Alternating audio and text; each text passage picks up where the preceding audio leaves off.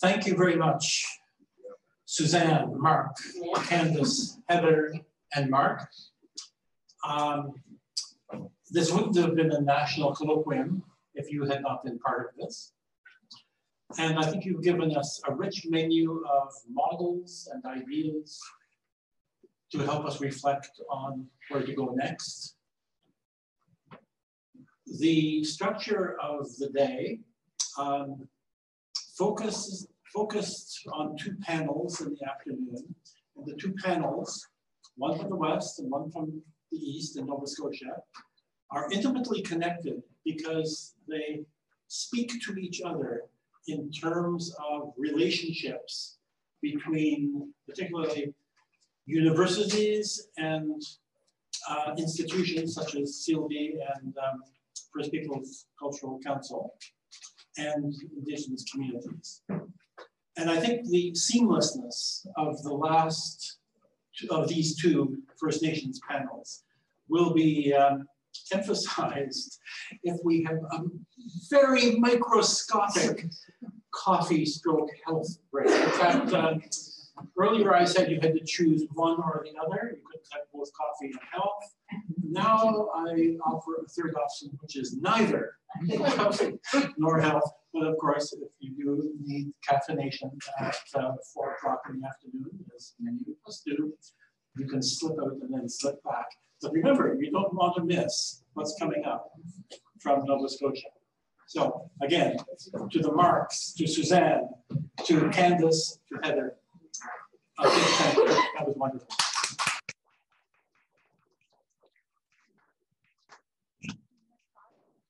Yes.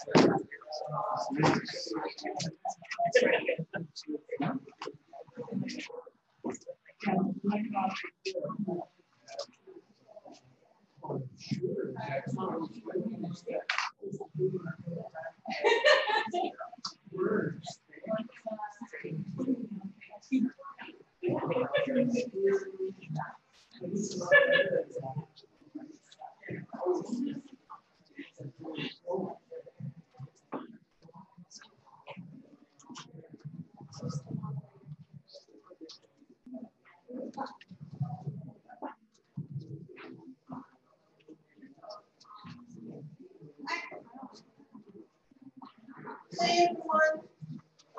We're going to a brisk walk outside with help walk for whoever wants to follow us. We're in front of the Granite Hall. 5 minutes, 10 minutes walk.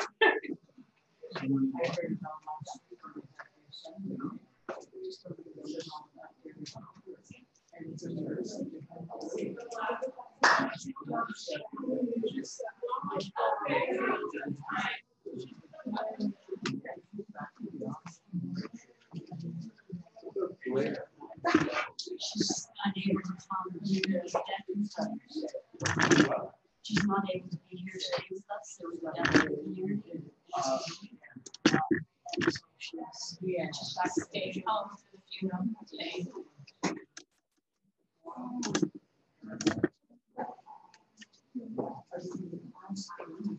Well, how do I see access all these?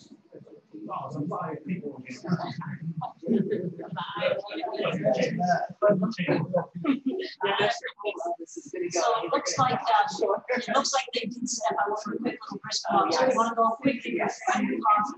Right. Time to do that. Stand back and move.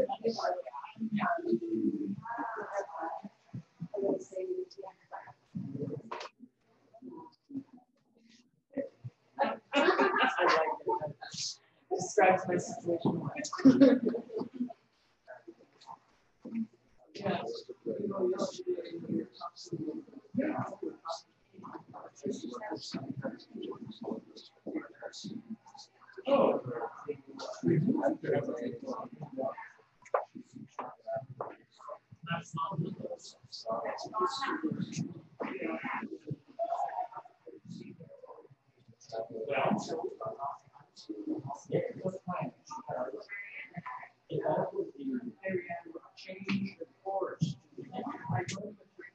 So you know Blaire obviously.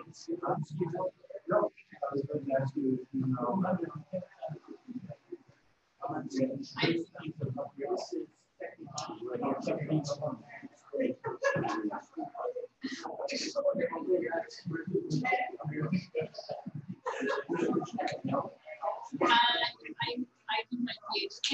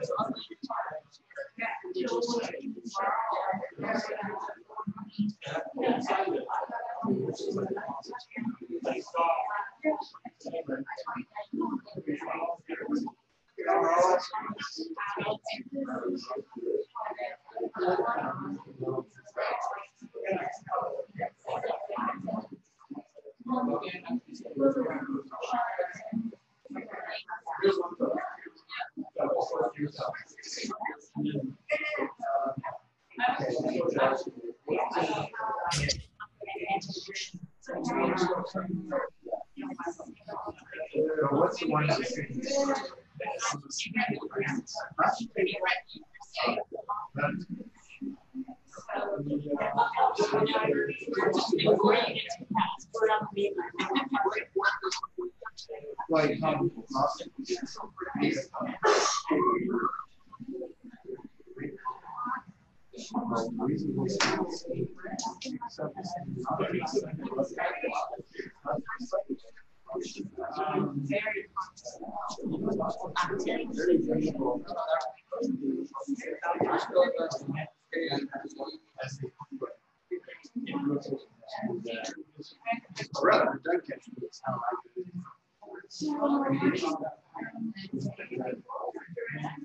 Wonderful book. How are we doing, Amos? Good, how are you? Rolling up? Yeah.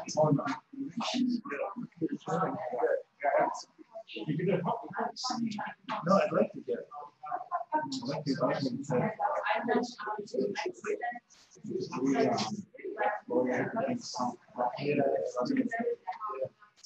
Yeah, I'm sharing it.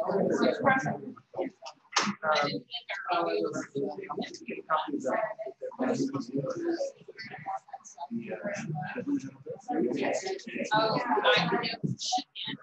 The side panel that's like,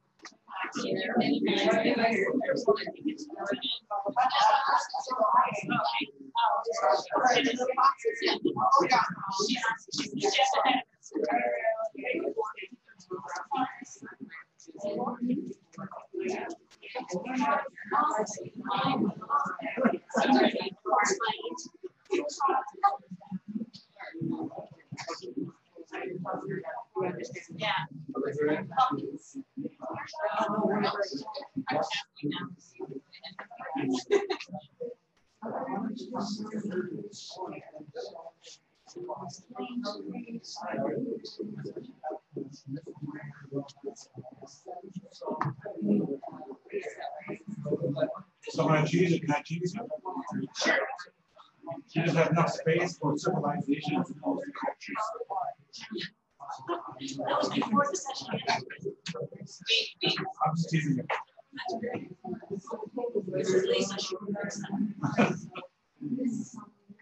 I'm just teasing you. Oh, we don't. Oh, okay. How do you like that? No, your man likes that. Yeah. Any suggestions for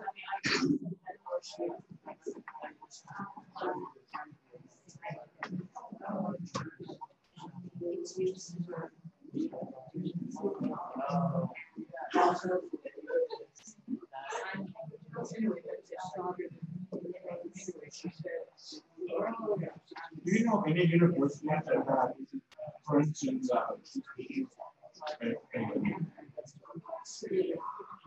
indigenous philosophy course or indigenous psychology?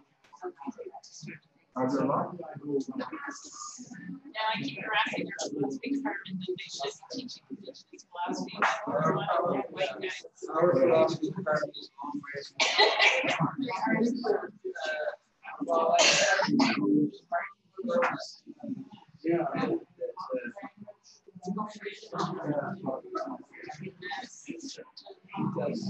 There used to be Roland Christian Institute of Indigenous Psychology.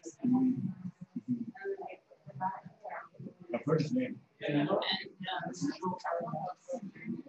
sure.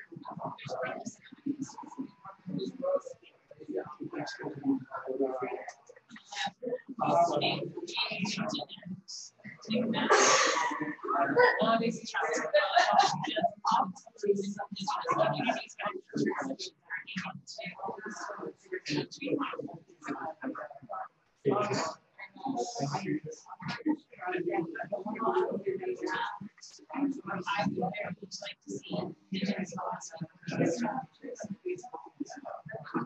Other companies are like this. Well, I think it's like just so much of the ways of doing really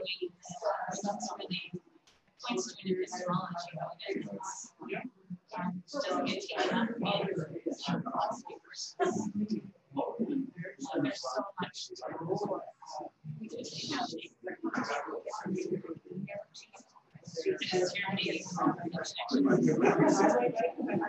There could be 60 indigenous philosophy to the face.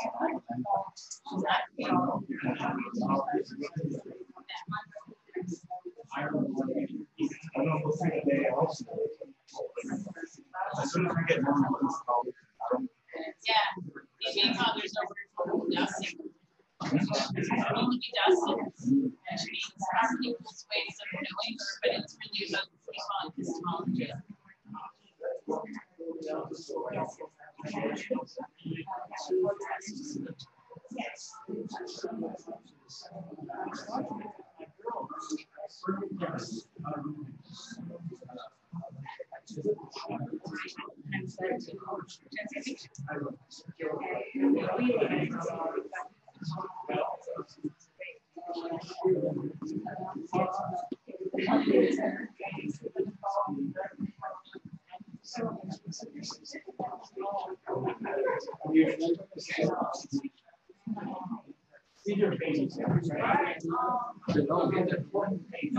long day.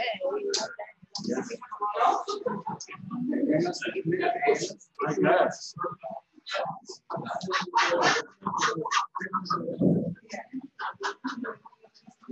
Committed and crazy. Only around another.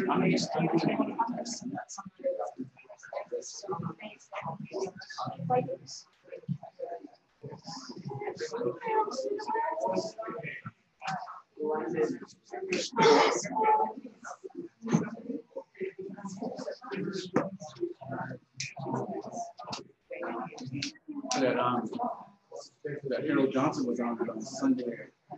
CBC that Sunday morning. Oh, yeah. Yeah. I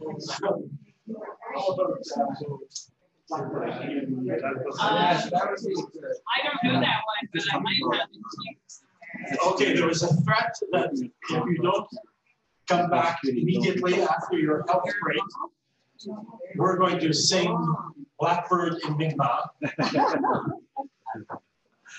And that would be scary.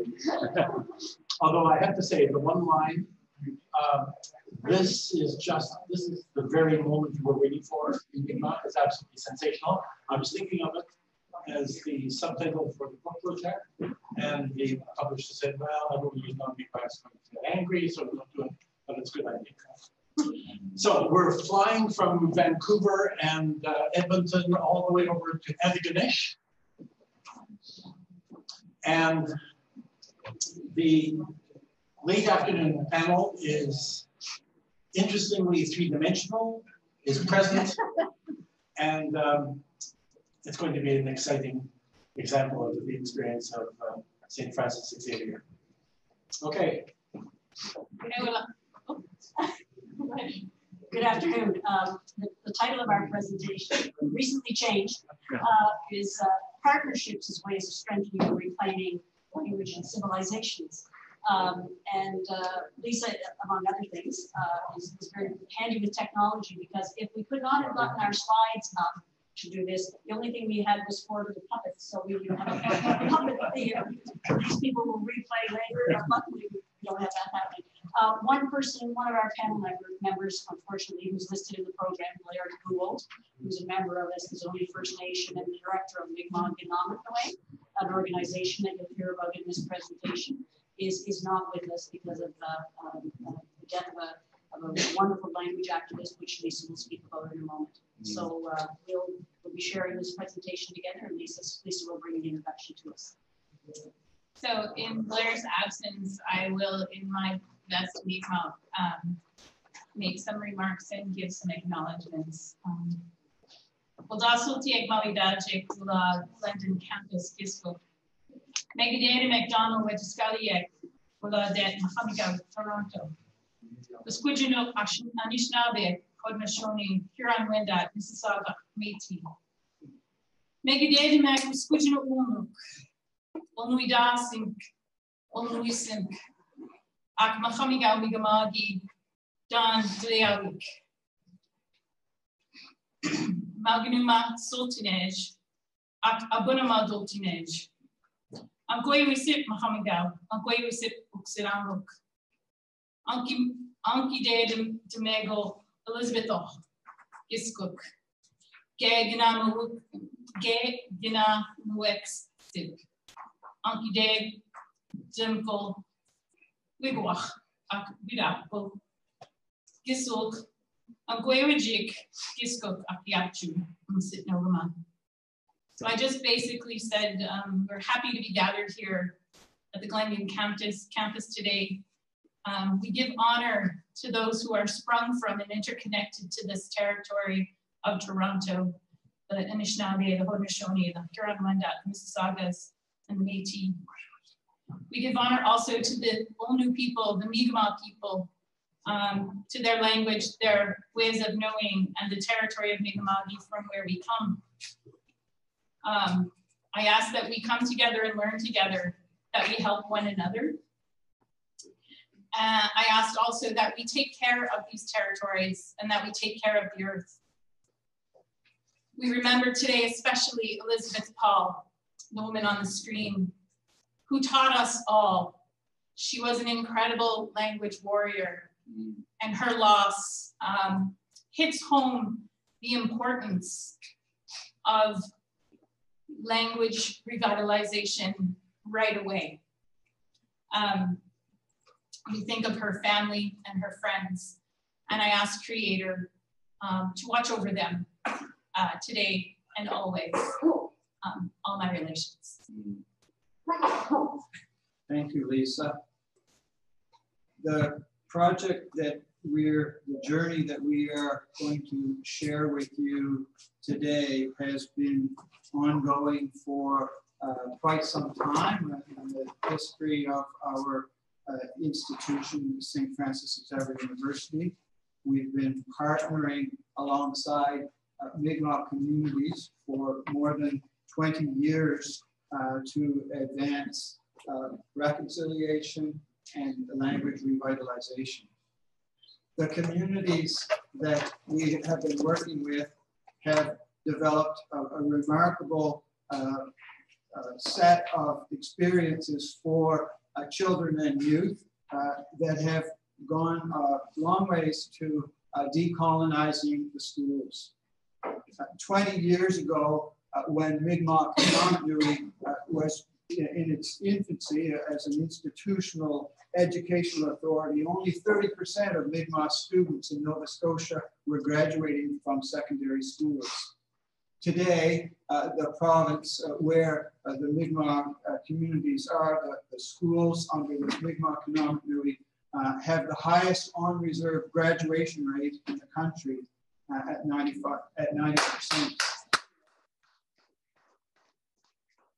This alone would not be remarkable if it didn't also make space for students such as Emma Stevens, who is a student in Eskasoni High School. She will be graduating this year.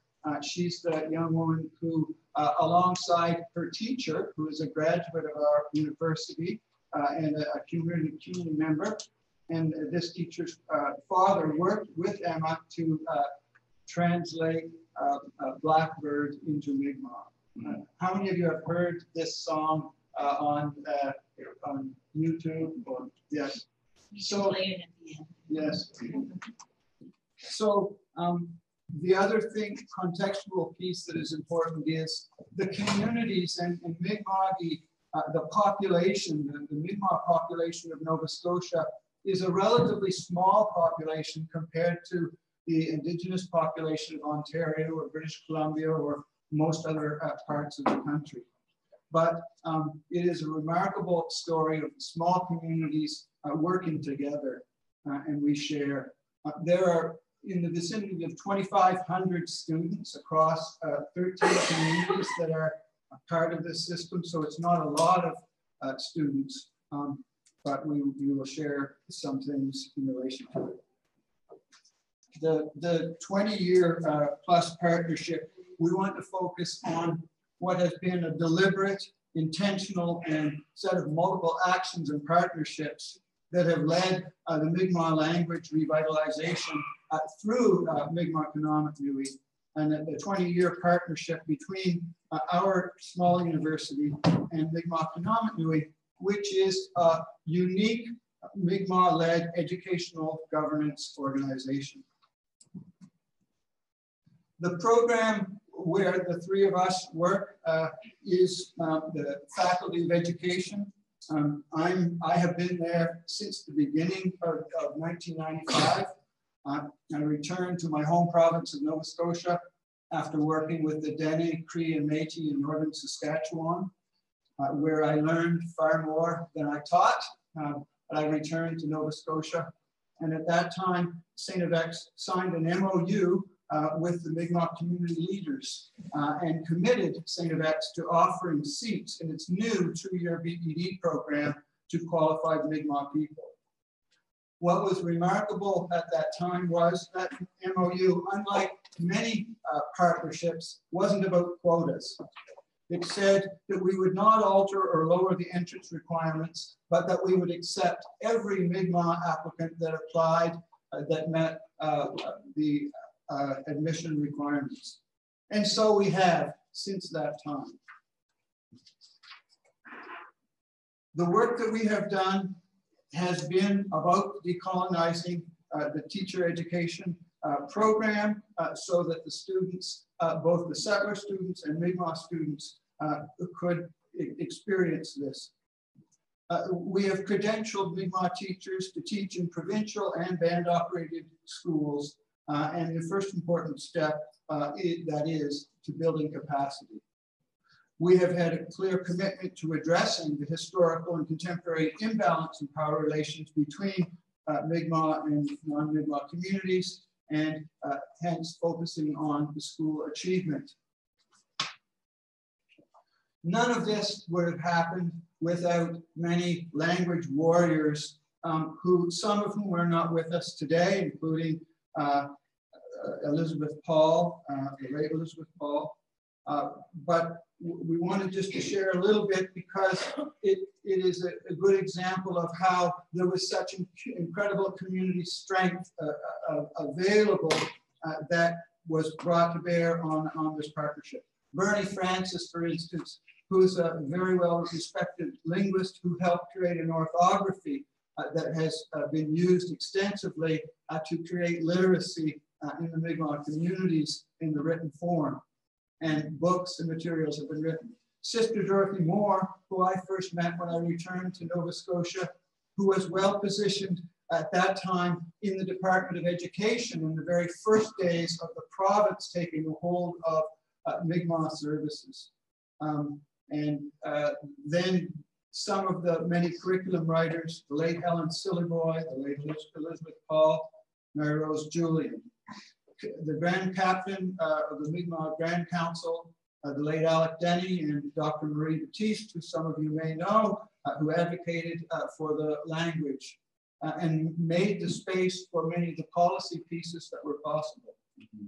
The late Merdina Marshall, Eleanor and Patrick Johnson, who worked tirelessly at CBU to make sure that our institution could work alongside their institution with the Mi'kmaq communities to provide support for access for students. Marjorie Gould, Eleanor Bernard, and John Jerome Paul, who were relentless in their work as senior leaders at Mi'kmaq Kina'matnewey. So this is all to make clear that very little would have happened at where we are if it hadn't been the work that was going on before and continues to today about strong Mi'kmaq leadership. Supporting the community capacity, the individual on your left is Bernie Francis, the linguist that I was describing, and on the right is John Jerome Paul. John Jerome, there was a comment made in one of the earlier presentations about white folk with briefcases. John said that very thing to me. One of the first times I met him, he said, Jeff, individuals, the government's Indian affairs, so called at the time, the province doesn't listen to us. We know what we need, but we still need a white guy like you. Preferably bring your briefcase, Jeff, and a clipboard and just say it for us, really. And so we did, recognizing the unearned privilege that I had, my colleagues had, but the importance of using that privilege alongside John Jerome and others to advance many things. Heather, who I met many years ago when I worked at Nortep, Heather Blaire, who was online, was talking about some of the slow ways of universities. What did she say? large, big and slow. Well, ours was small and slow, but when I went to St. X in 1995, it was still a very Eurocentric institution. It is still a Eurocentric institution today. I think all institutions are marinating, as Marie Batiste would say, in Eurocentrism, despite our conscious efforts to decolonize. But almost none of the faculty that I was working with at that time had any background or commitment to decolonization. Soon along came Joanne, who has been working alongside us since 1996, and then later Lisa and others. Gradually over time, the department where we worked became populated with educators and leaders who had experiences in northern communities, Mi'kmaq environments, and gradually a vision of staffing that was necessary to engage decolonizing efforts was possible. At this point in our journey, 2/3 of the faculty, we are not anywhere near where we need to be, but 2/3 of our faculty who are working in the Faculty of Education have had significant experiences working in decolonizing contexts with Indigenous communities. Now, university partners, it would be arrogant of me and others to think and to suggest to you that any of this, besides the fact that we work closely with communities, it has also been, we're not the only university in the region. There are 5, we feel, significant institutions that have worked in many forms working on language programming. There are many others that have not, but the 5 that are really worth mentioning are our own university, Cape Breton University, University of New Brunswick, the Teachers College, which was closed in '95, but by that time had graduated some Mi'kmaq teachers, and St. Thomas University. All 5 of these institutions have been part of developing capacity and credentialing Mi'kmaq and Wolastoqey individuals for classrooms. One of the most common obstacles to creating Indigenous immersion programs is that ancestral language speakers frequently don't have teaching experience. We've heard that here over the last couple of days, or they don't have credentials to work in their community schools. And the people who have credentials and are teaching in community schools are not always fluent speakers. This wasn't the case in Mi'kma'ki. One of the amazing things about, despite 500 years of oppression and colonization in Mi'kma'ki, especially in Unama'ki, there were speakers that were coming to our institution who had fluency in language. That is, when I look back over the time, it is not, the language is, has eroded in some communities. We are finding more Mi'kmaq coming with less language fluency, but that has been an incredible asset. Another incredible asset is that because Mi'kmaq is the only ancestral language of Nova Scotia, there has been more unity across communities, more movement back and forth that has created assets around mobilizing people in that work. In 1996, as an untenured faculty member, because most of the other individuals that were, it was a small department at the time, had left, I found myself in a position where I became department chair in my 2nd year at St. X University. One of the most, and so interesting, you know, you're untenured and you're in this position, but I remember the day that I received a letter. I had met John Jerome and Paul before, but he and Elizabeth, Marion Paul, excuse me, sent a letter specifically. So we already had an MOU signed about teachers, but they sent a specific letter describing the threat of language loss and asked specifically for us to focus on supporting, preparing more teachers to teach Mi'kmaq language using a language immersion approach. So the next thing that I wanted to mention about was a little bit more about the decolonizing of faculty. That if you imagine in '96, and I was describing, there were very few individuals who had a consciousness, but over time we gradually hired more. I ended up, for one reason or the other, over the last 20 years, I've remained in positions of leadership. I'm now dean. We were part of the Faculty of Arts. That's a whole other story. But gradually, we populated the program with faculty, and we changed the critical consciousness, the cultural view of organizational cultural view of faculty, and continuously focused on decolonizing approaches. But it was happening, especially in the 90s, in the midst of a provincial context. It was largely asleep to. We had Sister Dorothy Moore in the department. She was the only Mi'kmaq person there. There was there was lots of colonial stuff going on in the province. But gradually, by partnering with Mi'kmaq communities, we gradually moved slowly along the decolonizing path and build a critical consciousness amongst the faculty.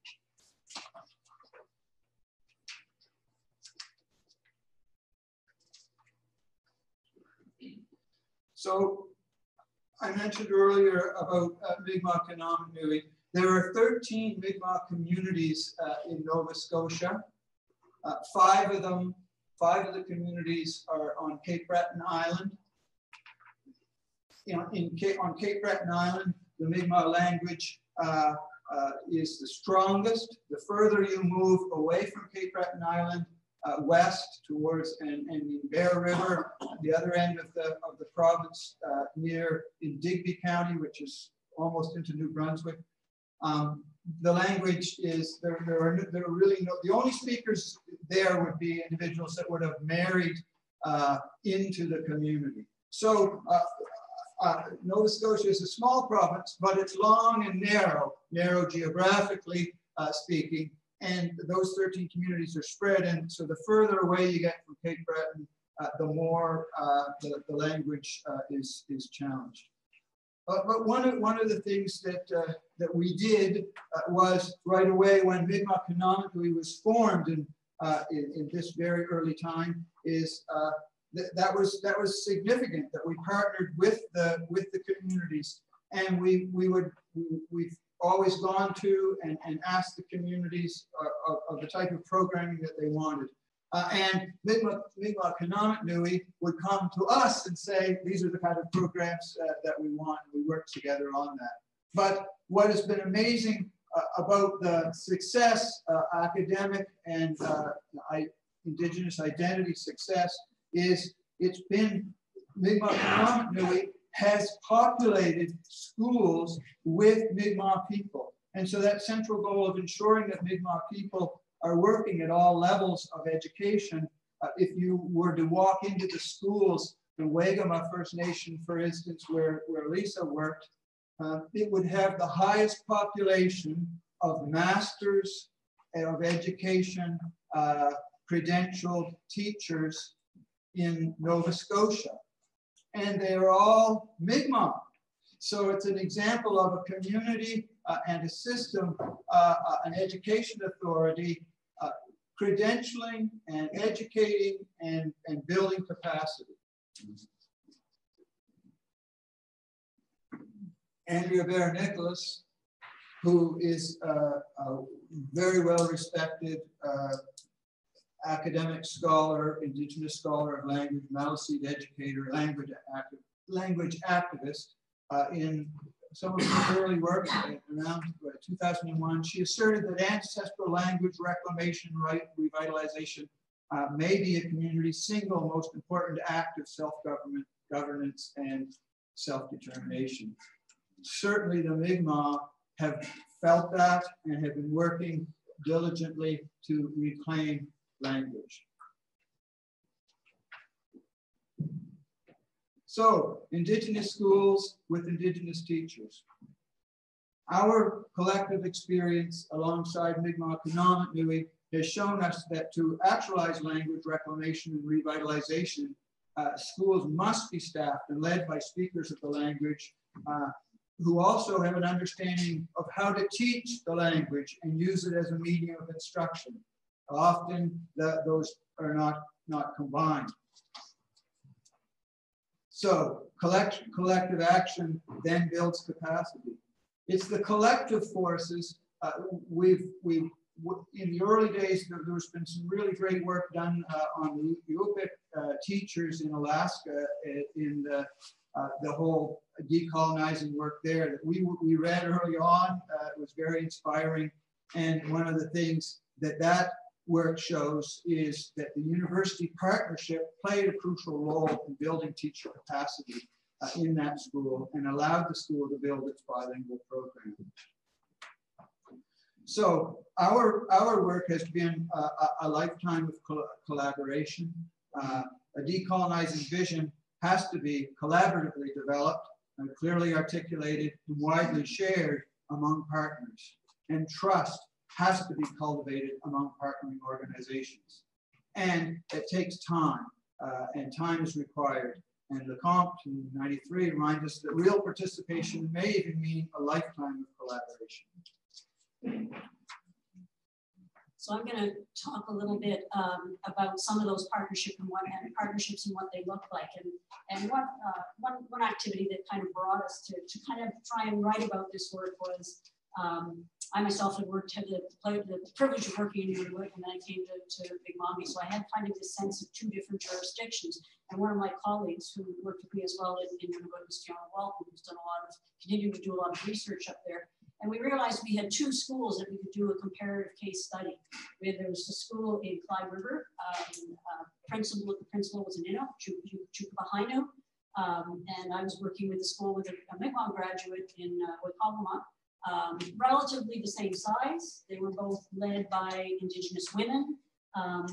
They were P-12 schools, and we just decided to look and do a little bit of a comparison with them. They both had some Indigenous teachers, one school more than the other. We tried to pull out the factors that had perhaps we laid them alongside each other and asked some questions. So the first thing we noticed was that the MK school, the school in Mi'kmaq, the context of that school, it actually has been received awards for having the highest graduation rates of any Indigenous school in the country. While at the very same time, this would be 2016, the school in Clyde River in Nunavut, many students, it was said this morning, instead of saying dropout, we should say pushed out. We're being pushed out by what was more Eurocentric education. So and graduation rates are only one measure of student success, but they are a measure. So very vastly different graduation rates. In Mi'kmaq school, there was over 80% of the school personnel was Mi'kmaq, and that was from the most senior leadership down to all the people working at every level. In fact, at the time of the study, there were 30 of the 45 positions in the school, 37 were Mi'kmaq people. So you can imagine what that does to an economy of a community, to have those many professionals from your community working in your school. While at the same time, Kuluwak School in Clyde River had obviously the principal and some Inuit teachers, but because there had been a gap in community tech programs and in really actively developing community capacity, most of the secondary teachers were Kanuna. Turnover rates were high. There was not at all the same capacity in the teachers. And I think I mentioned in Clyde River, most of the secondary teachers were the folks turning over on a relatively continual basis. So what we also noticed was that there was a tight partnership in Mi'kmaq between Sativex and this particular school in Waikagama. So we happen to be geographically close, but we've also gone into that community to do programs, whereas there did not seem to be a close partnership between the schools in Nunavut at that time and a university partner. So there was not the kind of pre-service education that was going on, nor was there the in-service education going on. So whereas Nunavut had failed to, Nunavut had essentially failed to produce a number of bilingual Inuit teachers that were needed to build that Inuit capacity. And I might say that knowing Jukupa and Joanne, the two principals, both hold graduate degrees, and Jukupa is a highly talented principal, but she simply was facing a lot of turnover in staff. So these factors seem to stand out in that there was not an organization like MK. Perhaps the closest was perhaps NTI that was working to really be Indigenous led and trying to activate for advocate for Indigenous language schooling. And there was an absence of ongoing capacity building of local people, and that seemed to create some of what we saw in our comparative case study. Another thing that we found is that MK, by virtue of being an Indigenous-led organization, was also an incubator for Mi'kmaq leadership. So people were able to be perhaps educators in school, and then they were able to assume positions of higher leadership within MK. And MK was able to appoint people from the community directly into principalships. So almost all, the number of female Mi'kmaq principals in MK is enormous. 90% is all. That is not the case in provincial schools in Nova Scotia, nor is it the case, I would imagine, in Nunavut in terms of Inuit-led schools. So that organization, that partnership with MK, provided a vast number of positive consequences, not all of which we understood at the time, but when we began to analyze it, we could see that. At the same time, I have been part of two Masters of Education programs that were a partnership between UPEI, St. FX, Government of Nunavut, and Nunavut College. And 32 talented Inuit educators, all women, received Masters of Education. Very few of those people were ever brought into, promoted into the Department of Education. And they considering the amount of leadership potential that came out of those programs, they were not brought into the school system. So in conclusion, that case study really kind of highlighted, I think, that the ongoing multi-layered Indigenous teacher capacity building efforts and advocacy created by the partnership with the Indigenous-led organization. In this case, the success was with MK and the university, in this case, St. FX, because we were there and we were on the ground, appear to be the two of the factors that partially account for the success of one Indigenous school over the other. So then when we kind of then said, okay, well, let's look a little bit more about this factor about partnerships. And the partnerships were interrelated and one seemed to lead to another. And we felt that the small multiple actions that combined and accumulated created a force far greater than any of the single factors that combined together. So we imagined it like sweetgrass, where one strand is not strong, but when you braid them together, you have a sense of force. So the multiple partners. So one of the things we alluded to a little bit this morning was building teacher capacity through a VED program with an intentional focus in decolonizing and building capacity. So since 1997, 150 Mi'kmaq people have graduated with a VED from St. FX, and we just tallied the numbers the other day. 60 Mi'kmaq educators now hold graduate degrees, and we have two students in two Mi'kmaq students in a doctoral program. One that's been accepted and one that's just coming in. Interesting to note that 60% of those folks came on campus and attended our 2-year part-time program. They were within distance, they would drive in and out on the weekends. But we also took 40% of those folks received their credentials because we go out and we go into the field. We're really strong advocates of bringing, if people can't come to us, we'll bring the program to the community. And so we've done 5 such cohorts. Again, these are part-time cohorts over 3 years, and we have one on the go right now. This is an example of one. This is a partnership between 3 communities, Boikoba, Bodladek, and Makmikek. And they kind of came to us collectively and said, our communities need more teachers, and so we don't have enough for one big cohort. Could we combine with another? And so we have 13 pre-service Mi'kmaq teachers ready to graduate in May 2020. What's been really wonderful is 2 of our Mi'kmaq graduate students here, Simon Silvo and Janine Marshall, have also joined our part-time teaching staff. So in these BED cohorts, increasingly folks are being taught by Mi'kmaq instructors who will increase their credentials to be hopefully join us on a full-time basis. We've also worked in terms of our Masters of Education cohorts. We focused a lot on both specialized Indigenous education cohorts, which have drawn largely on our Mi'kmaq community and non-Indigenous students. And then we have other non-specialized in Indigenous, but for example, we have a very popular cohort in early elementary pedagogy, moving to more play-based and experiential learning. And some of our Mi'kmaq educators have chosen to, more early educators have chosen to go into those kinds of cohorts. So as I said, we have 60 folks now that have completed graduate education.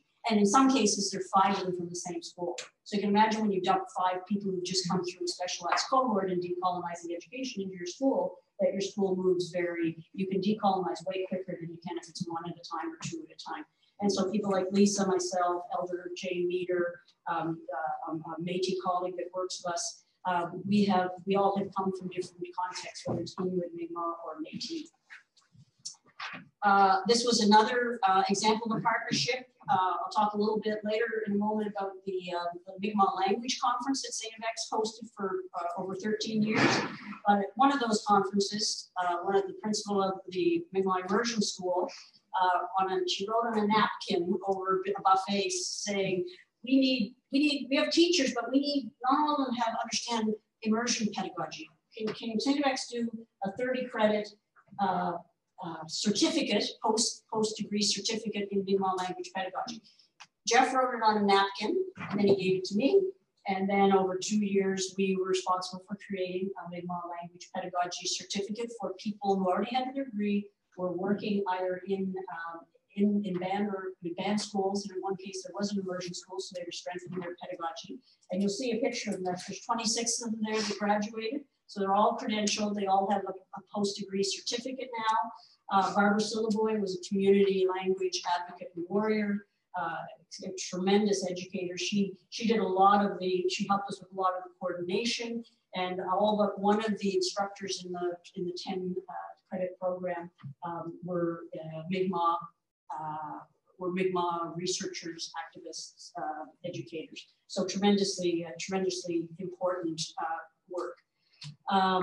Louis Sultanaj, very early on in our contact, Sister Dorothy Moore, I think, said to us, people are losing their Mi'kmaq. We have to help Innu people realize how important it is to speak Mi'kmaq and pass it on to others. So we'll try to get some money. St. FX is a bit of a central spot when you folks host the conference. And so we did. 300 folks from all around Mi'kma'ki, Lisdagush, Con River, Newfoundland, Amwait, Nova Scotia, would join together every 2 years. And it was really, the goal was to try and connect folks who were doing such important work in such little places, to come together, share, be enthused, go back and take the embers of language and try and do that.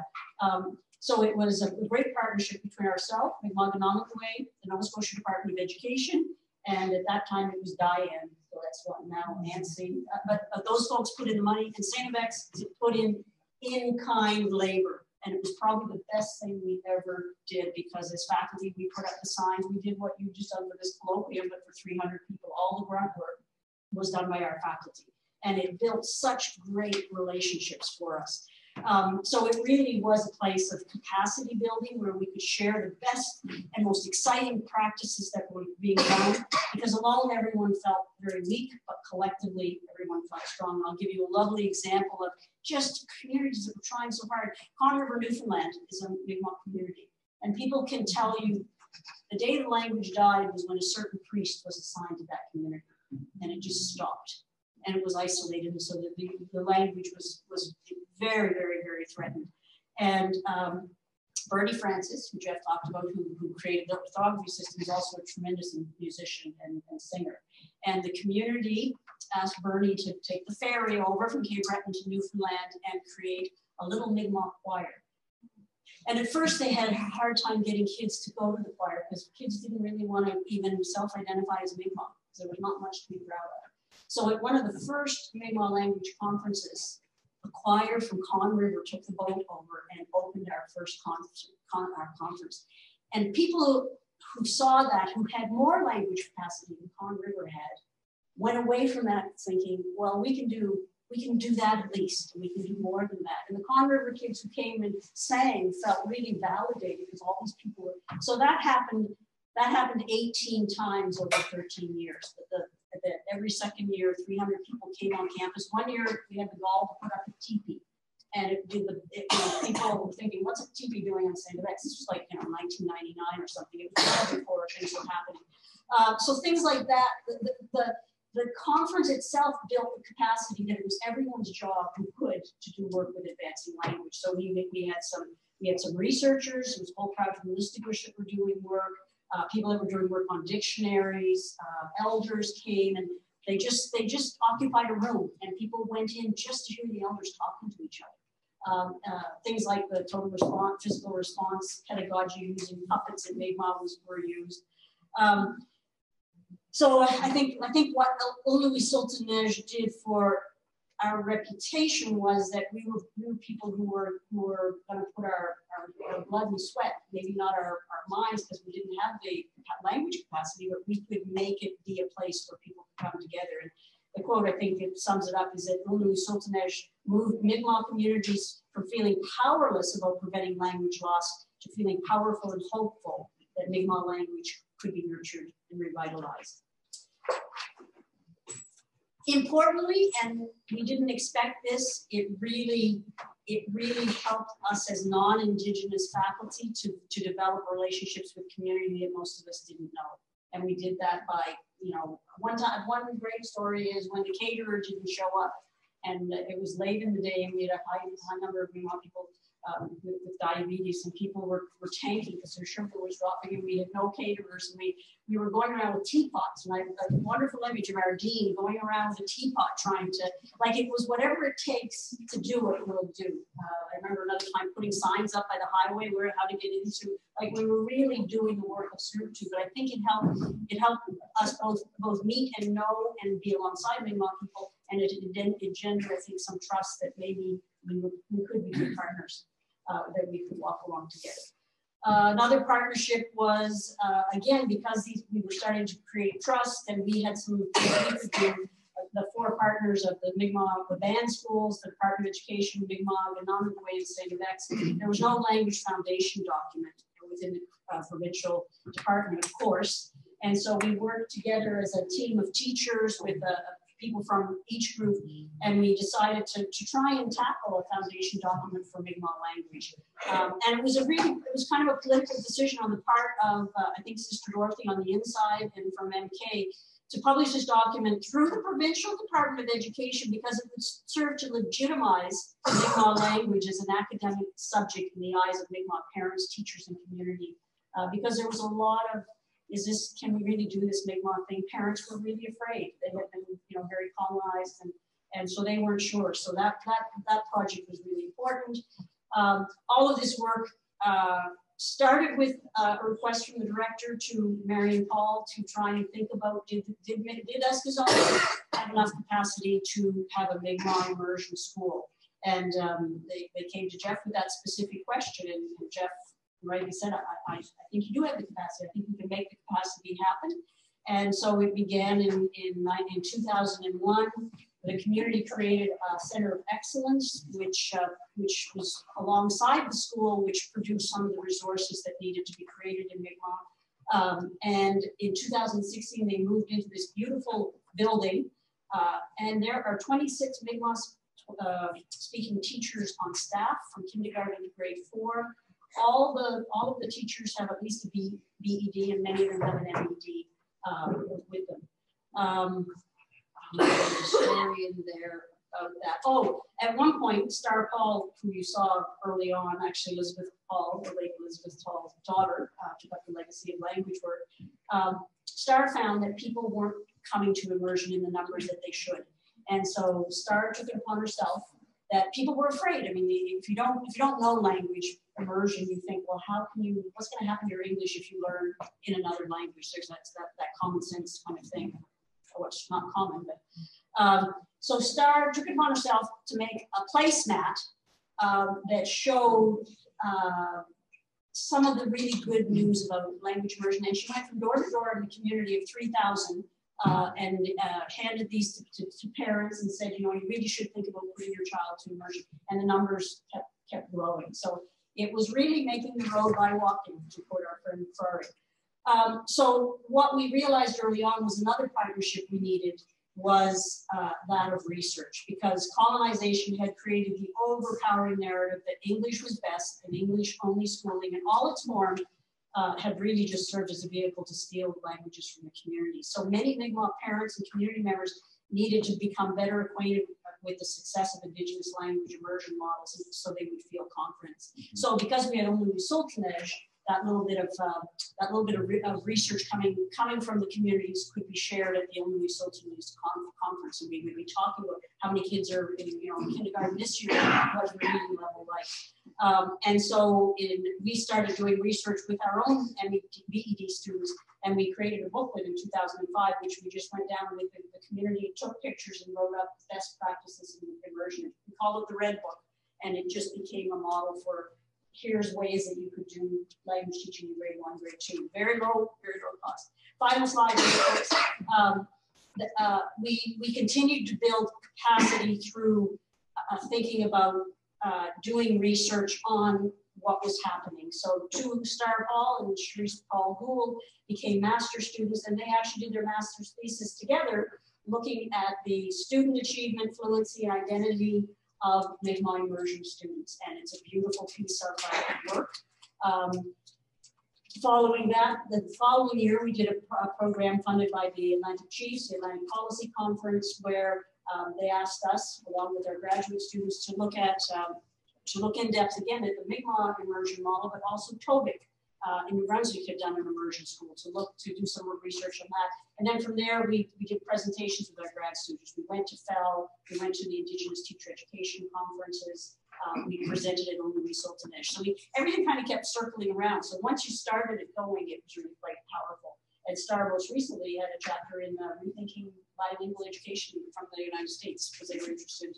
And the woman that we spoke to in, so the Spanish-speaking editor from New York said, how did you do it? She said, we can't even get Spanish teaching immersion teachers in New York. So you realize it's a question of will. If people don't want to do it, they won't. So those are some of the ways that partnership moved along. Joanne, quickly tell the results of STAR and Sharice's research around achievement and fluency. Oh, well, it fell upon them. Sharice teaches grade 5 or 6, and she was looking at the level books and all that stuff, and she was looking, and suddenly she realized all the kids that were kind of off the charts. When she went back and looked, they'd all been immersion students. And of course, they were fluent, they were confident, they knew their language. They were also rock stars in terms of reading and writing, and they had a strong sense of their identity, which are the 3 goals of language immersion. Their identity was stronger, they were fluent speakers, and their academic subjects were fine. And they had the graduation of the first immersion class in a couple of years ago. So anyway, that class is all graduating. We're starting out. So all of the stuff that you expect from immersion programs. Some of them are like med school and stuff. Yeah. So in 1995, I was actually teaching in Waigoma First Nation. And I was the high school math teacher. And then 10 years later, Jeff convinced me to come work for him. So that's what I do with him. So that's what I do now. And she's happy about that. I'm very happy about it. But I was thinking on the plane yesterday, in 1997 or 98, we got internet at the school. It was very exciting. We had one of those giant satellites on the top of the building. It was an initiative of Industry Canada to bring connectivity to Indigenous schools. And as a result, First Nation Help Desk, Atlantic Canada First Nation Help Desk was created at the same time. And they did some support with us, and they wanted us to build a website for the school. And so they had sent some folks to help us do that. And being the math teacher, I also got to teach all of the technology, because that's what happens when you're the math teacher. And I sat with my students, and I can still remember this crew of students who were in a multimedia class. I had taught them since grade 8, and at this point they were probably in grade 11. And I said, what do we want on the website? And they said, we need to record our language and share our language, because if we don't, it's going to be lost. And that was the thing that these 16 and 17-year-olds wanted to do, and that's what they did. They also put documents from historical documents and old photos and told the history of the community, but they actually took turns making little MP3 audio recordings of words, and we had very rudimentary HTML links to play these sounds, and we won a grassroots award for our website that year. So fast forward now, one of the things that Mi'kmaq Kina'matnewey is doing is really embracing technology as a way to revitalize language. So if you go to the First Nation Help Desk site today, the Atlantic Canada First Nation Help Desk, what you'll find is lots of recordings by folks like Bernie Francis and others, the Eskasoni Choir. I actually learned to speak Mi'kmaq by singing it first. But you'll also see all these apps. And Mi'kmaq Kina'matnewey has spent a lot of time developing language apps. So you'll see things, the Uluwisudi one that you see on the screen is probably the most popular one. It's basically it's just really basic words for things. I use it when I walk with Joanne and my other colleagues and teach them the names of the animals that we see. There's little songs. The Get a Baby Yan one, the purple one that you see there is all children's songs that you can sing with children at home. I encourage my goddaughter to use that with her son, who's 2. And the Alusidaman one, I call that cheating at wakes, because everybody says prayers really fast at wakes, and I can't say them that fast, so I have to look at the words. But there's all kinds of apps. One of the other things that Mi'kmaq Kina'matnewey has done is they've created books. So books that actually you can listen to the book being read to you in Mi'kmaq. So if parents aren't fluent, they can listen with their children to an elder or another fluent speaker reading the book. And so they've all been digitized. You can see the Eskasoni Immersion School has an app for their sight words that they send home with parents. Mi'kmaq Kina'matnewey also took a number of Robert Munch books and had them translated into Mi'kmaq. And they have those available also as an app. So there's all kinds of language apps that are helping to bring the language back to the community in a wide variety of ways. They really see the opportunity to use technology not as a way to draw kids away from the language, but actually to bring them into the language.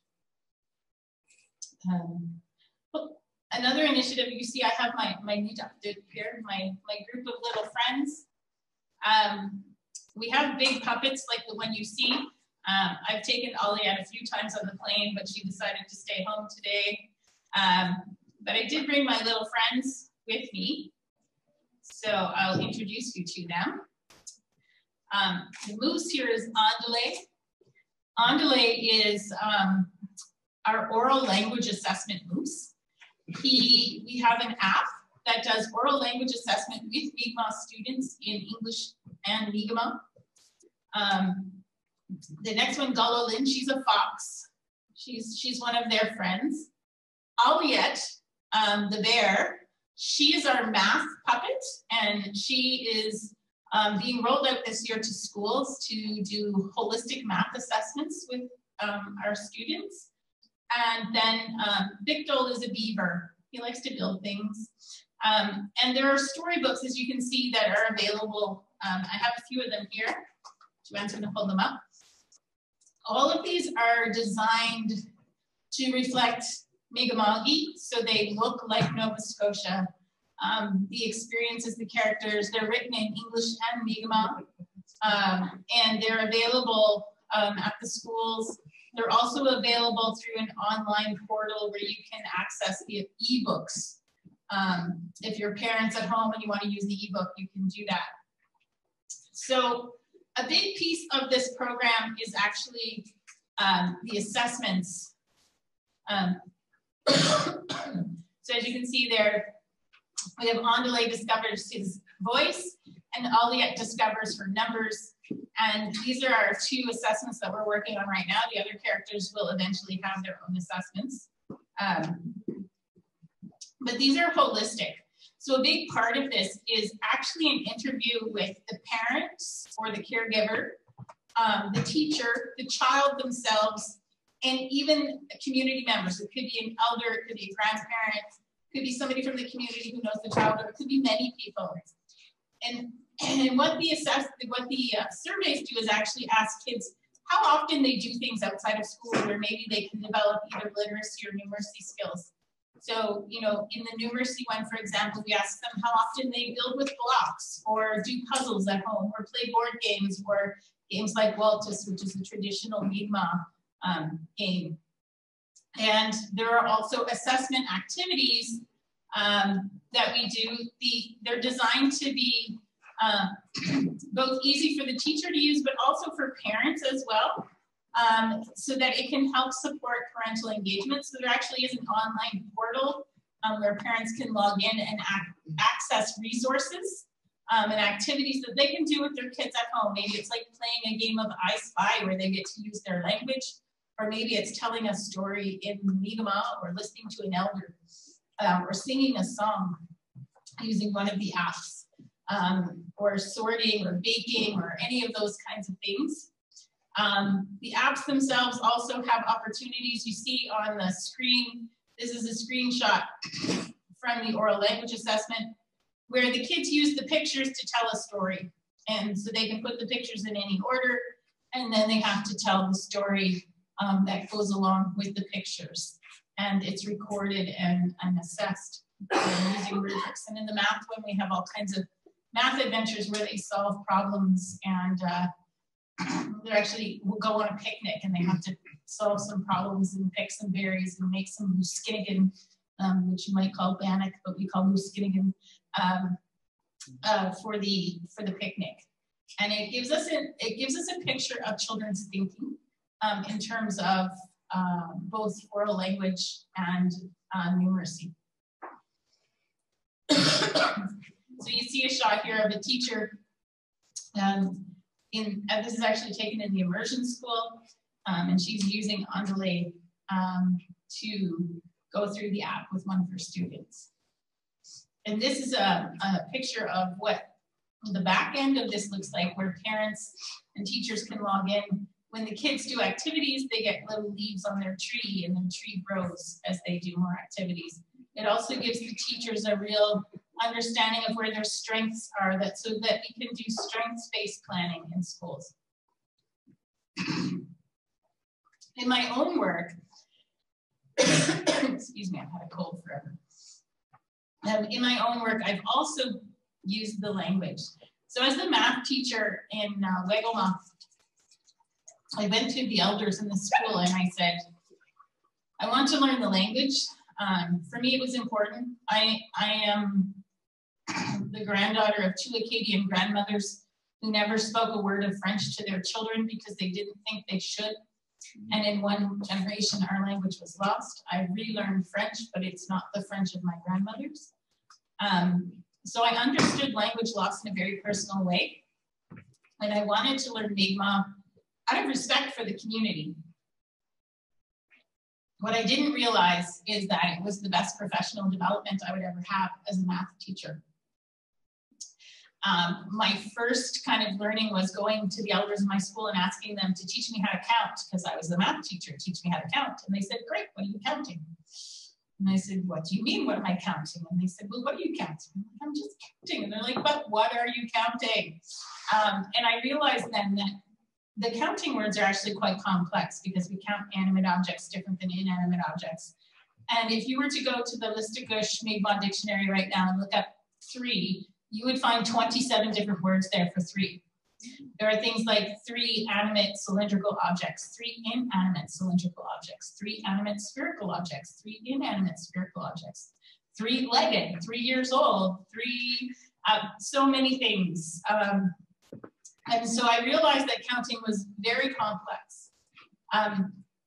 When I decided to leave my job and go do a PhD, I really thought that I wanted to just look at sort of where were some of the cultural knowledges that I could bring into math class, the you know, kind of the ethno-mathematical approach. But what I realized in my doctoral work was that language was so much more important. And this model, we don't have time to go through it all, that's a whole hour presentation in itself. But this was sort of what emerged from my ongoing conversations in community about how do we support mathematics learning. And you'll see at the top, learning from language. And one of the biggest pieces for me was the fact that Mi'kmaq and all Indigenous languages in Canada are verb-based. But mathematics tends to turn everything into a noun. So we take actions and processes and we name them. So we take the action of joining 2 sets and we call it addition, or we say find the sum. We take, you know, separating and we call it subtraction, or find the difference. We talk about things like a line and we say the slope of the line is the ratio of the change in the y value to the change in the x value. That's what we call a dense noun clause. And my kids would tell me when I talked in too many nouns that I was talking crazy talk. And what I realized is that the more often that I used verbs in my math teaching, even when I was teaching in English, it made math more accessible for my students and it made them understand it better. And so for me, the last 12 to 14 years has been about verbing math and bringing spatial reasoning into math, because these were the things that the elders made me realize were important. And so for me, when I teach, this is just one example, when I teach multiplication to grade 3s, I go in and we take some dice and we play a game, and at one center we say you can take jumps on the number line. So take 2 jumps of 5 or 5 jumps of 2. And the great thing about grade 3s is they don't know if you get to the same place. So that's a really exciting conversation. We build sets. We build sets with 10 frame structures and without 10 frame structures. And we build rows. And we do that for several days where we're just building sets of, rows of, jumps of. It's about building, it's about action, it's about verbing, it's about building spatial models for mathematics.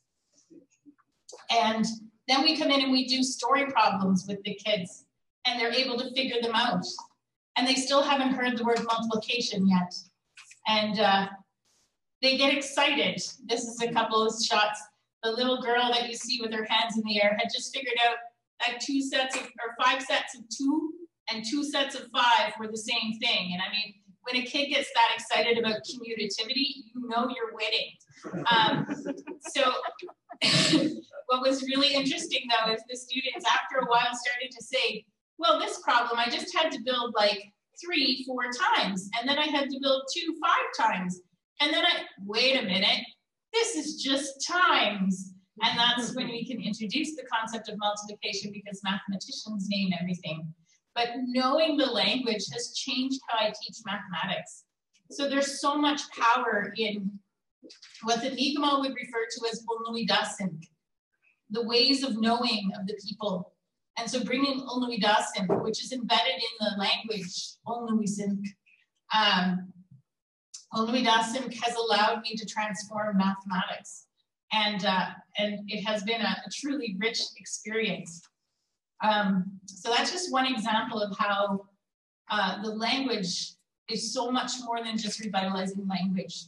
It really is about bringing back those ways of knowing and using that as a way to help students access things like mathematics. I'll pass back to Jeff. Yeah, thanks, both of you. The math stuff is really cool to, as a social studies person, to watch how Lisa's done this work on bringing identity out. And one thing she didn't mention is another certificate that we've done in our faculty is an elementary math pedagogy certificate. And we've done it now all over the province. But it was the Mi'kmaq communities that asked us to do math in what was called a culturally responsive way. That's been significant, but so it's going on all over the province, and it looks really good for what we're doing to support the province. But it wouldn't have happened if it hadn't been led by Mi'kmaq asking us to do that. And it has a deep cultural knowledge piece to it, and we still carry that cultural knowledge piece over into the other cohorts. So just quickly, it's been a long day, and we've been sitting, but there are just a few quick themes here that we think, well, we're humbled to do this work, but that we think we've learned is, first of all, universities can support stuff, but we have to listen. The communities have to set the agenda, and we have to be listeners to understand that. Illuminary Sultanage, the language pedagogy, ongoing research, teaching connections are examples. So ongoing relationships, trust is built over time, but you always have to keep working on relationships. You have to keep returning to as things evolve and change, and walking, as Joanne says, with communities in authentic long-term ways. And long-term, this project, this journey has been a long journey. It's relatively short, I guess, in the overall settler indigenous relations, but it's been a long time that we've been at this in our faculty. But John Jerome and I, we were doing some work on this earlier on thinking about, well, what are some of the features? And it's the relentless commitment to learning together. And that's been so important. And the long-termness over time does decolonize the university space. But decolonization of an institution like St. Alexis, it's a collective process. You have to have you have to build a collective vision, and it's not about individual success. And one of the things that I'm most proud about is that my faculty colleagues have been able to be successful by putting their individual egos aside and working collectively. They've been able to be promoted in a Eurocentric institutional system by working together and working in partnerships. And to me, that's what has made it possible for us to be with communities, is that I've convinced colleagues, and colleagues are now convincing each other that collective work is the way to go, and it is a way to intrinsically and extrinsically move things along. So the researching with communities, the research that Lisa shared is not her research, it's the community's research with her. And the assessment work that Lisa shared, the language, that's work that comes out of capacity building together and graduate students working, the STAR, Pauls, and others working alongside us, not as faculty researchers or not as Mi'kmaq researchers in isolation from faculty, but working together. So the mentoring of future Indigenous scholars and has been extremely rewarding. We still have a lot to do, but it's been a very humbling and rewarding journey. Thank you.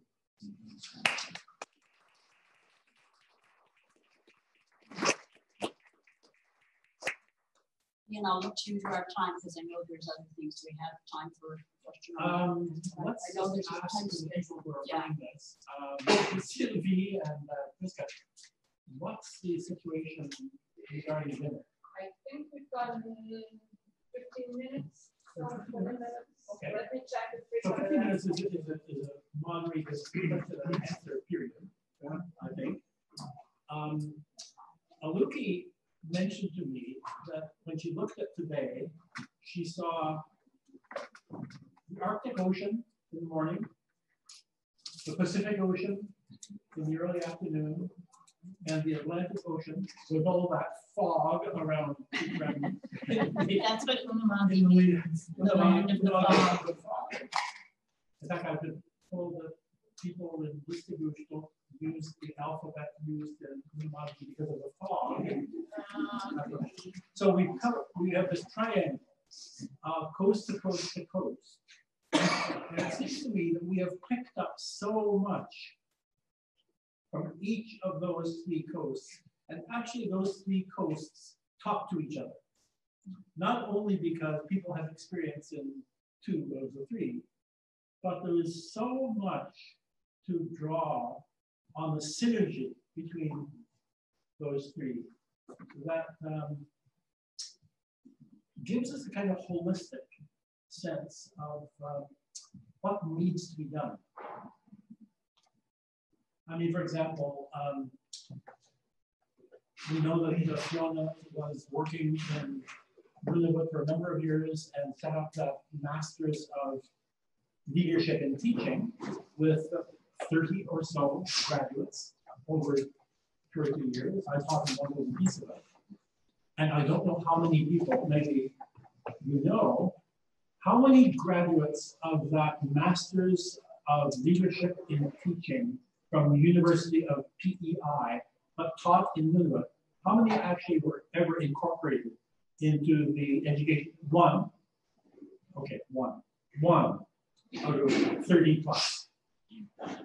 So it's not just high quality education and desire from individuals. Yeah. When you have the fix is in and the QQ operation doesn't want that to happen, it doesn't happen. And when it's willing to allow it to happen, as it was in the case here in Nova Scotia, it happens. Well, and also MK was an organization, if in Nova Scotia we'd only had the Department of Education, Mi'kmaq education would not be where it is. So that sense of an Indigenous-led organization that was a player in education, because MTI couldn't reach into the Department of Ed.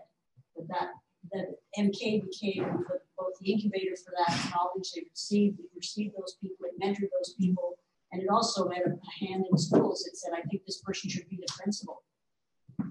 And each community in the MK system has jurisdictional control over education. They have a self-governance agreement. The Untitled agreement is a self-governance agreement. So the communities decide who's going to work in the schools.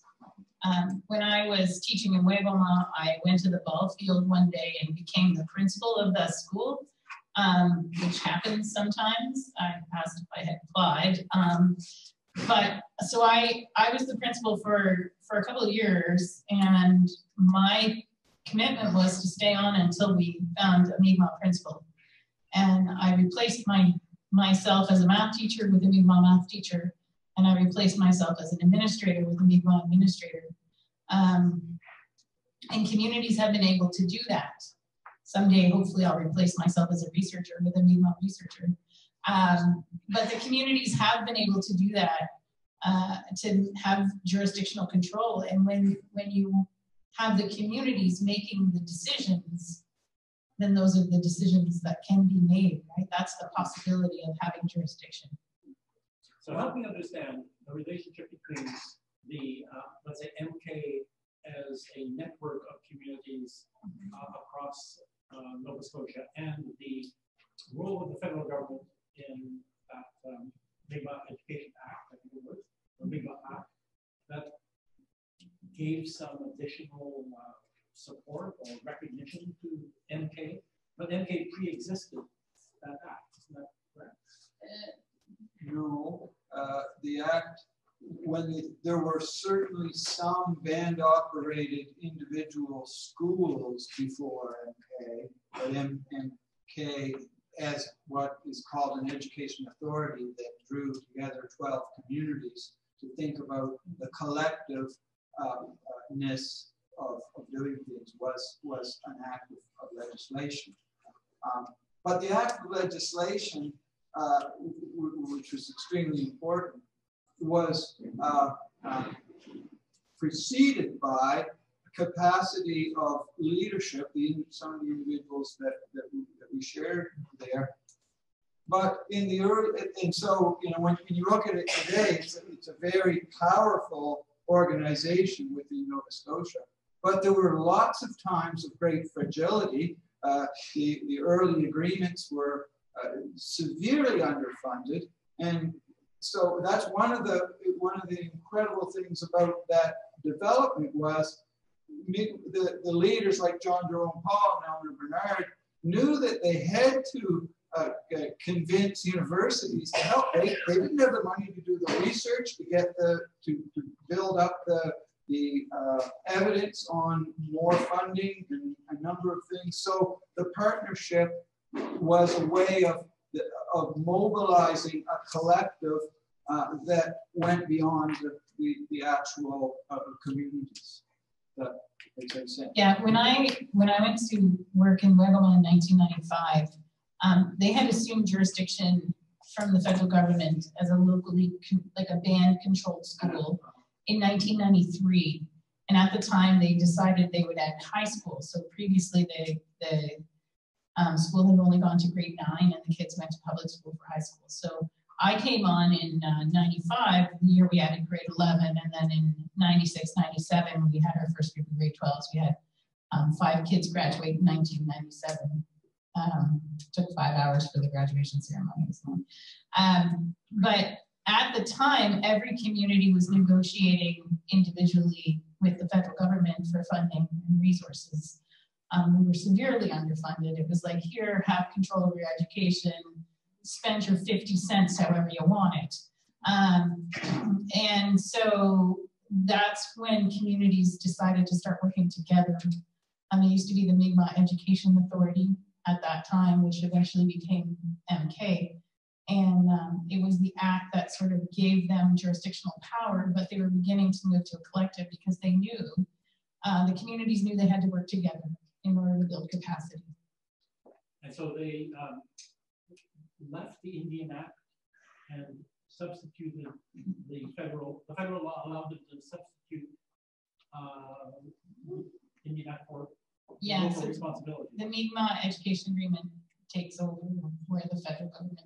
And was there federal funding attached to that? There's funding through the federal government. They just renewed the federal agreement last year for 10 years. So 600 million over 10 years, so 60 million a year for all the communities. But there are things that sit outside of that. So the Languages Act, for example, funding is not part of that core funding, and so they're actually in negotiations with how language revitalization might be funded in MK communities. So any C91 monies would flow normally to MK, and MK would distribute out. Yeah.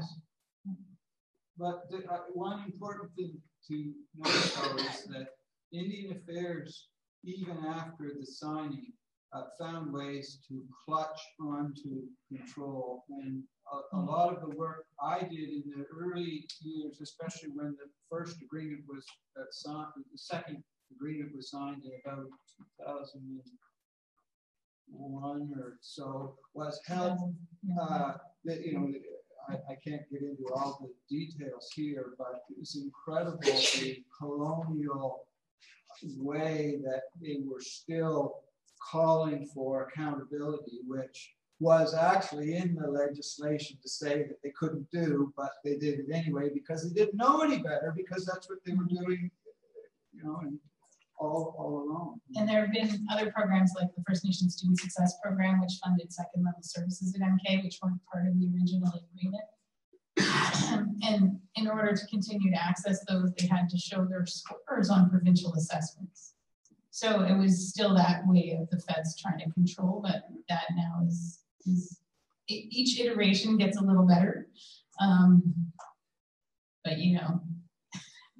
Well, and I'd just like to connect back this morning to Elizabeth, Shirley and Joe's comments that there was not, you know, why did that stuff that they produced never go anywhere, you know? And there was almost a, I think everybody expected a real decolonizing moment to happen at Nunavut. In a sense, there was a very quick recolonizing with the power, you know, Commonwealth power just going right back to the Department of Ed. And I know as an instructor in all of these programs, because I was both places, that when I would go back to Nunavut, I would hear comments from a lot of Palunak about, was there really rigor to this MED, the Inuit education educators? But I had to, there was such a sense of colonial attitudes by people within the education system. So it was not a surprise for me that people were not promoted from that program, because there was still a sense that if Inuit are doing it, it can't be that good.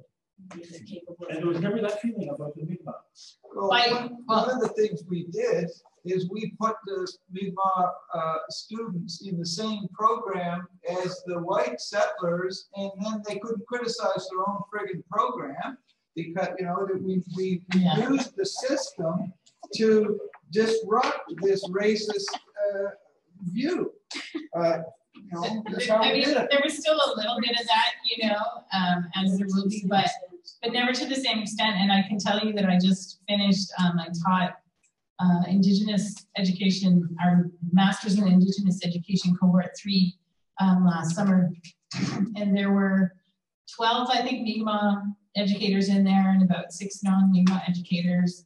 And every one of the non-Mi'kmaq educators in their final papers wrote about what they learned from particularly some of the women in there who we would consider elders, who are also educators, the Mi'kmaq women. And it is, I said to Joanne, we're gonna have to write about this because it is amazing how there's one woman in particular who is a grandmother, a water protector, and you know, a real champion of Indigenous rights. And her influence factored in every one of those non-Indigenous educators in how they are rethinking their pedagogy in their schools. I just have a question. In Ontario, we have 13 languages. Mm-hmm. You're so lucky you only have one. Likewise, for the North, you only have one. Wadi, they only have one. Mm-hmm. And when I hear your stories of how far you can go, it's amazing. So, and then just trying to draw it back and not to sound like a downer, but in all the scheme of things, how much do you think, ballpark, does everyone in all the sectors invest in Mi'kmaq language? $1 million, $2 million, including the university and First Nation communities? Do you think $1 million, $3 million? I am. It has to be in excess of $1 million, just because the salary. I know the salaries of the university, and it has to be 2 or 3 million, and it's so beautiful that your university can help them. Well, and you know, well, thank you very much. Yes. One of the things that we decided to do very early on was not to make programs based on additional funding because of the worry about the programs drying up, the money drying up, and then the people that I had to report to and others would say, oh, well, you can't do that. So we always have worked to build it right into the very fabric of what we do. You know, I would like to have more money, don't get me wrong, because we do, but it is kind of a different view, isn't it? And at first, of course, when it was hard, but if you get everybody committed to it, then it's part of what they're doing in their daily life, and so it shouldn't be extra. And so the funding is embedded in the asks that I have when I'm building plans that you build it on. You have programs, but not saying we need this extra money to do this. Because Ontario has 13 languages and probably about 10 tribal councils, right? All, and so, and then in your way, it's just one stream. Having been in the communities and kind of been on both sides, like the university and the community. One of the things I know is that a lot of how these programs run, in particular our part-time programs, it's really creative in terms of how they get funded. There are grants for like teacher professional learning that are part of what schools are allocated. And so one of the post-secondary directors I know with the part-time program, he can pay their tuition out of the teacher professional learning grant. And so there's been a lot of, Jeff was saying earlier about sometimes he just kept things secret, you know, like seek forgiveness, not permission in the early days. Yes. But there has been a lot of willingness to be flexible. And I think, or Jeff always uses the word nimble. And I think that's the thing, it's about being responsive and how can we work together to use the resources that folks have to maximize the benefit to the communities. And it has been a lot of creative work on the part of many people, but it is really about a willingness to do the work. And I think having the person, for us as faculty, having the person with the most power in the organization have the vision, made it happen. Yeah, exactly. And I think what's happened in the Department of Education in Nunavut is that the people who had the vision for what Inuit education were nowhere near positions of power. So it is really. I believe that because when at Six Nations, when we went up and down the road for immersion, we had an RDG that was so tight-assed and St. Clair and Toronto, and our elected chief was so colonized. They came together to try and stop the immersion school. But as soon as he lost his election in my community, a new chief and a new RDG was placed in St. Clair. They got together and the money flew. It started to flow for immersion. What's really interesting too, in the building of the capacity at MK, what we now see is the influence in the public system. So MK now goes to, so our on delay program that has been in MK for 3 years now is now being rolled out to 10 public schools. The public schools are buying into that program and putting it in their schools, both schools with high populations of Indigenous kids and schools without populations of Indigenous kids. And eventually we'll roll out the Alliet program as well, the math program. And the books, other books have been developed because we also have a commitment to treaty education in the province. And so other resources have been developed by Mi'kmaq Kina'matnewey that are now being used in the public school system with MK as the lead, but they are books designed for treaty education. So because of the capacity now, it actually influences the public system. So they have the power to shape what happens in the public system now as well. Yeah. And for all students who need to learn about Indigenous knowledge. On that point, this is kind of a Maori question. When we also have just one language. A few years ago, before they developed their new Maori Language Act, one of the things that Maori decided to do was to define Maori not simply as the ethnic language of the Maori nation, but as a official language, as it was an official language, but of the whole New Zealand nation. And a distinctive characteristic of all New Zealanders they put forward was fluency in Maori as well as English. Now, one thing that we picked up from the panel is that you managed to integrate Mi'kmaq students with non-Mi'kmaq students. They shared a lot of educational experiences together. Has there been a demand in Nova Scotia for Mi'kmaq language to be more than an ethnic language of the Mi'kmaq, but as a badge of honor of being Nova Scotia? It's coming.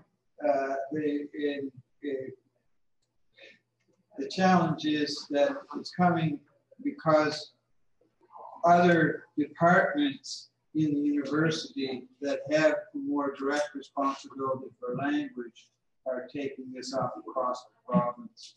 And so the numbers are not great, but there are now Mi'kmaq university courses offered at 4 or 5 of the institutions in a whole bunch of universities in Nova Scotia. And so that's starting to happen. And I'm just thinking of the course that Star taught, and you were exam, and there were, yeah, so it's starting. But we have a long way to go. A long way to go. And Blaire did tell us yesterday that they're in negotiations with the provincial government to create some Mi'kmaq language legislation as well, which may give Mi'kmaq some more official status in the province. Is there a history of residential schools there? Yes. How many do you just have? You know? Just one. It was in Unama'ki. And what denomination? Catholic. Yeah. Served all of Atlantic Canada. I often will begin presentations by telling the story that when I started teaching in Waigoma in 1995 at a grade 7 homeroom, and I used to hear, "Be good or you'll go to Shubi school," the kids telling that to one another. And I didn't know at the time what Shubi school was. And I asked, and they said, "You know, miss, the place where the only kids and they get beaten by the priests and the nuns." And I was like, "What are you talking about?" And so that was 1995. And it was shortly after that that Nora Bernard, who was a Mi'kmaq elder, she was one of the first people to speak out about residential schools, which led to the class action lawsuit in the TRC. And so I walked alongside the community of Waigoma as they've gone through this journey of healing and reconciliation. And my goddaughter was an honorary youth witness at the Truth and Reconciliation Commission in Halifax, and it was there. Her grandmother was a residential school survivor as well. And the school had closed in 1969, but it still lived in the consciousness of the kids in the community. But what I can tell you right now is if you go to Waigoma School today, outside the school, there's a memorial that recognizes and honors all of the residential school survivors in the community. It was the first of its kind in Canada. And inside the school is a profile of every one of those survivors hanging on the wall, so the kids know who they are and they know their names. And the late Grand Chief Ben Silivoy wrote on the top of that memorial in Mi'kmaq that it will never happen again. And it's a really special place, and it's really powerful for me to think that in a little less than 25 years, where we went from Be Good or You'll Go to Shubi School to this incredible honoring of residential school survivors in the community. Well, thank you for your leadership. Are there any further comments or questions to our panel from yes.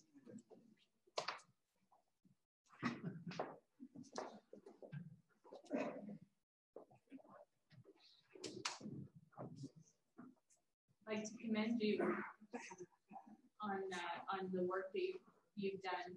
I'm curious to know if do you know if MK has any deaf or sign languages associations or peoples within it? We were talking about this earlier, and to the best of my knowledge, MK has not had any hearing impaired students. If there were, they would probably work with APSI, so there definitely would be a need to work on developing a Mi'kmaq approach to sign language. But what is interesting, one of the educators that we featured, who teaches our Inclusion 2 course in the part-time BED program, she is actually the consultant at MK. She's Mi'kmaq. She's the consultant at MK for children who need additional supports. And they worked really hard to bring Indigenous knowledge into those kinds of things. She's actually worked with Bernie Francis on a Mi'kmaq mindfulness curriculum to bring Mi'kmaq knowledge into the notion of mindfulness that's quite popular in schools to help students. Every school has a common room that has been built in the schools to help support the wellness of students. There's a yoga initiative in all of the MK schools. And there's a lot of work being done on the picture exchange systems that are used by non-verbal autistic children to bring more Mi'kmaq knowledge into those as well. So developing their own. In terms of sign language, not yet, but I think it's because there hasn't been a need yet.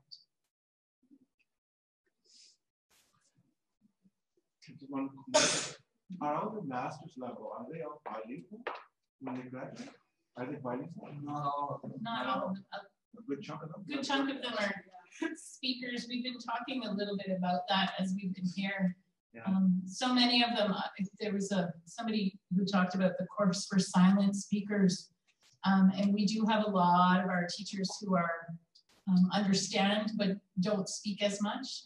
When I go into the schools though, I hear the teachers often speaking bilingually. A lot of the Mi'kmaq though is what I would call classroom management words, right? Like getting kids to settle and to focus and to go to the right places and to listen, and which is common also in the community. You know, the words that kids know are the mom and dad command words. There are a lot of teachers who do teach bilingually, so they'll say it in Mi'kmaq and in English in their classrooms. How about your immersion school? Is it first mother tongue teachers or is it second language teachers? They're mostly all mother tongue. And the whole school, everyone in the school has to speak Mi'kmaq, so even the maintenance staff and the secretary and everybody.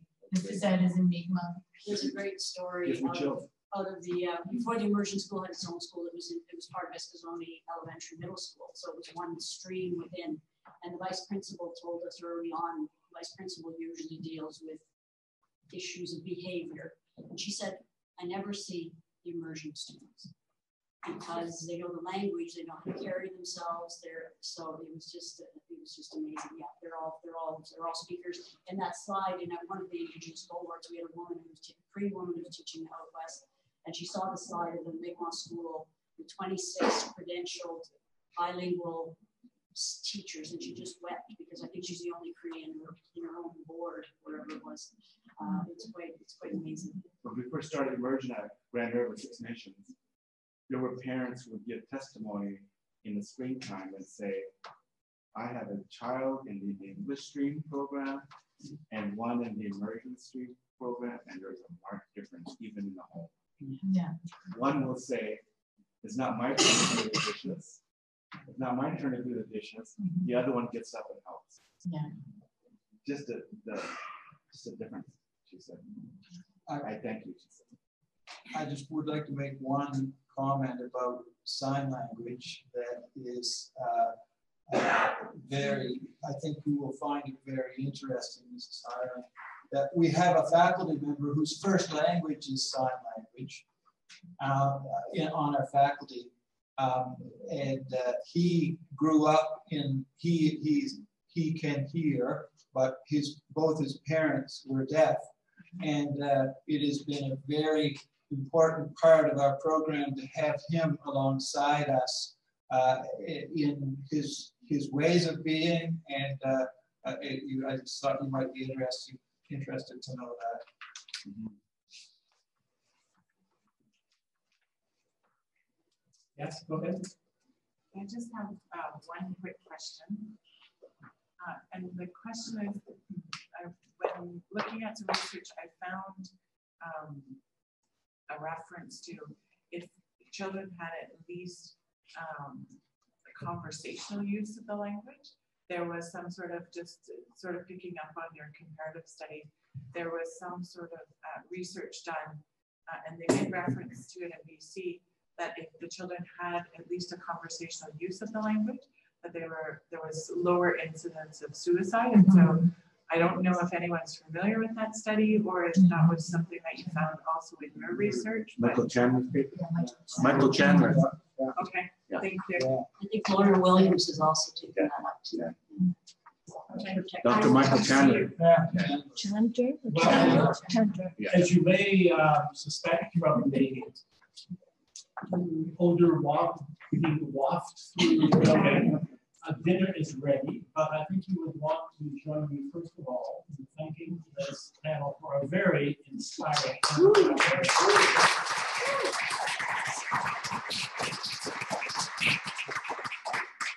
I'm not leaving here without my puppets.